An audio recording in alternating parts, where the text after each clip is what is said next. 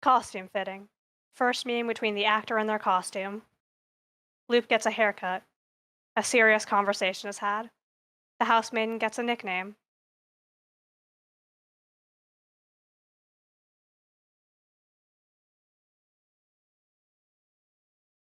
You start zoning out hard on your way back to the staircase leading to the third floor, hoping to stay out until you're safely in the housemaiden's room, but Loop.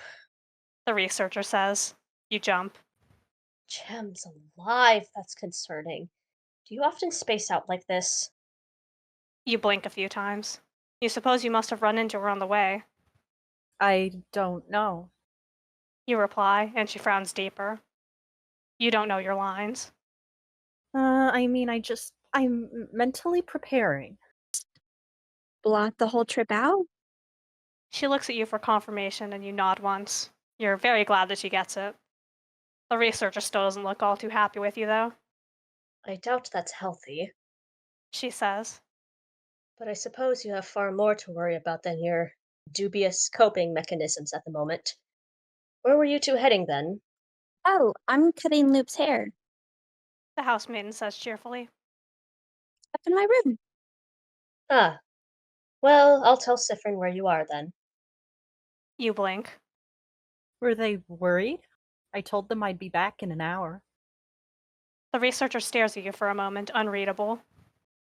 It's been 3, Loop. You startle, eyes wide. Oh, that's not great, Gems, we should keep you on a leash. she mutters, writing something down in her book. Well, carry on. I'll reassure him that you're not dead. Um, thanks. She nods, walking back towards the infirmary. You're still busy being disturbed by how the passage of time seems to have entirely slipped by you. The housemaiden also looks very worried, searching your face. You really didn't know you were out for hours? She asks. No. You reply, flat. She frowns heavily, worrying at her lip with her teeth. How long exactly did you stand there staring at that staircase? You couldn't say, and that's a little frightening. Can we go? You ask, not wanting to think about it anymore. She nods reluctantly, leading you back through the halls. You do your best to stay focused this time. Now you know that this is an issue and not just a fun thing you can do to fast travel. The housemaiden keeps an eye on you during the walk, glancing at your face every now and then. Is it that obvious when you stop paying attention? She stops at the stairwell, turning to you. Still with me? She asks softly. You eye the stairwell, nodding slowly. Okay, we're going to go up there, and it's going to be fine, alright? There's no king to fight anymore. The reassurance is oddly doing a lot for you, Okay. you say, firmly disliking how fragile you sound. Ugh. Gently, carefully, she leads you up the stairs by the hand, going at a decent pace. You struggle to remain present despite your traitorous brain fighting to block out anything you don't want to deal with. It halfway works. You zone out near the top, and when you come back, you're all the way up. Third floor. You did a lot better that time. The housemaiden says happily, smiling warmly at you. That time? Um, when I first brought you into the house, you kinda just blanked. You weren't responding when I talked to you or anything, and your face was very. She searches for a word, then chooses instead to try to mimic it. Her face falls flat. She doesn't quite nail the glazed eye look, but you get the picture. You do, in fact, do that. She stops, frowning. It was really worrying, actually. Sorry. You say with a grimace. I'll try to do that less. If it's losing you entire hours, you probably should. She nods. Ready to keep going? She asks, and you breathe deeply. Lead the way, housemaiden. You say. She pulls you along through unfamiliar corridors. The layout of the house really is a lot different, isn't it? You have no idea where you are. Stars, your house is even different from Stardust, which makes it even more confusing. You feel yourself slipping a little, but the housemaiden squeezes your hand and you come back. So, do you just want the ends off? The housemaiden asks. What? Your brain feels a bit slow. Your hair. She explains patiently. Do you just want the lightless parts cut, or do you want to go shorter? You hum, grasping onto the conversation to keep yourself present. Just the lightless parts. You answer. I'm thinking I'll actually grow it out a little more after. Who knows? Longer hair would look good on you. She says cheerfully. Can I ask why you want the lightless out? You can ask me whatever you want to. You say. I just might not answer. As for her actual question, you mull it over. This is Stardust, not me. You explain, lightly gripping a lightless part of your hair. They pull it off, but it doesn't feel like mine, and I want it to. Maybe that was a bit too vulnerable. Also, I keep thinking about how terribly I was pulling off the lightless hair look. It was bad. She laughs, covering her mouth. You didn't look that bad. You look at her with a wide grin. That bad? Oh, that means it was horrible. Tell me what you really mean, housemaiden. You tease. It wasn't. She starts, then hesitates for a very telling moment. Okay, it was a little bad, but not that bad. Oh, change. Don't tell Siffrin I said that. You cackle, just a little. I won't. You assure her. Our little secret. If they ever try to dye it all again, we're throwing the box in the trash, though, right? She sighs. For their own protection, yes. You're extremely delighted by this whole conversation. It feels nice to have a normal chat for once. Also, you love making fun of Stardust more than anything. The housemaiden opens a door, and you step into her room. Thankfully, her roommate seems to be out. You were here for the whole walk, right? You process what she means. Ah, she's asking if you were zoning or not. I think so, yes. The talking helped. She nods seriously. Noted. She says, leading you into the bathroom. You haven't actually seen the housemaiden's bathroom before, so this is a bit of a novel experience for you. You just never bothered to go in. It's a pretty normal bathroom, all in all. She leaves you there for a moment, returning with a stool and setting it in front of the sink. You do your best to stay out of the way while she sets up, grabbing a pair of scissors and a brush. Oh, maybe we should have grabbed you a change of clothes so you could shower first. She says. You tilt your head, running a hand through your hair. Feels soft. Healthy. I think I'm clean. You say. The hair, anyways. She looks at you, then at your hair, then back at you. You snort. Yes, housemaiden, you may touch. It'd be pretty difficult to cut it if you couldn't. You even tilt your head a little towards her invitingly. She gently cards a hand through your hair, and, oh, this was maybe a mistake. You like it far too much. You try not to show it. It does feel clean. She says, satisfied. That's good. Here, sit. She ushers you onto the stool. She hums, then leaves, returning with a large sheet of parchment. This should work well enough. She says, wrapping it carefully around you and fastening it together with a little creative craft. Comfortable? She checks. Enough. You reply. She nods, picking up the brush. I'm going to brush it out first to make sure it's all smooth. You hum your assent, and you see her smile in the mirror, getting to work. It's very nice, actually.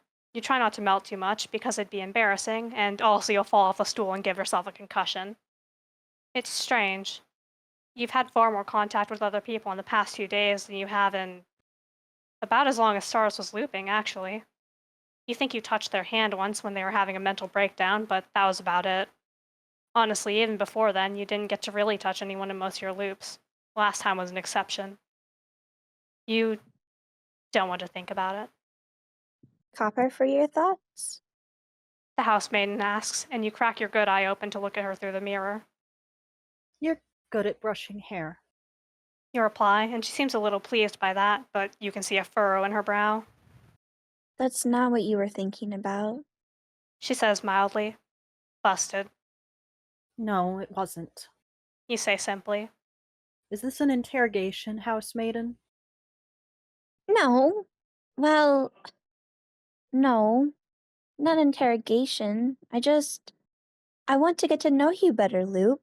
You're going to be traveling with us, and Siffrin really likes you, so I want to know you, so I can like you too. Charming, Good luck with that. you mutter. You don't want to know me better. You say, louder. That I can promise you. She frowns at you. I don't think you get to decide that for me. She says, and you blink. Oh, the housemaiden has some bite. Just a little bit, but it's still impressive. You're kind of proud? It took you acting quite literally as suspicious as possible for Mira to confront you about it, but here the housemaiden is arguing with you. You feel a sharp pain in your chest. You tuck it away where you don't need to think about it. Anyway, I suppose I don't, you say. but I can certainly advise against it. Well, I can also choose to ignore that advice. She replies. Who is this? I I don't know why you're so against it, but I think you're worth knowing. You've hardly known me for 2 days, Housemaiden. You can't say if I'm worth knowing or not. You give her a plastic grin through the mirror. Besides, you know me well enough already, right?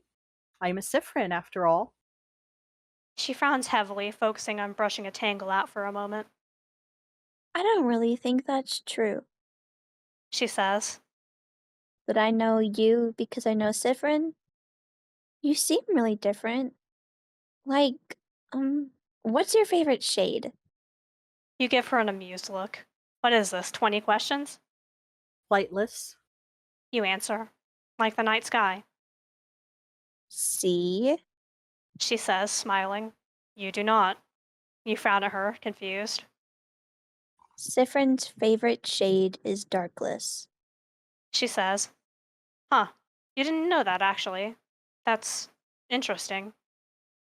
If that's different, what else is? So I don't know you, but I'd like to. You scowl a little, looking away.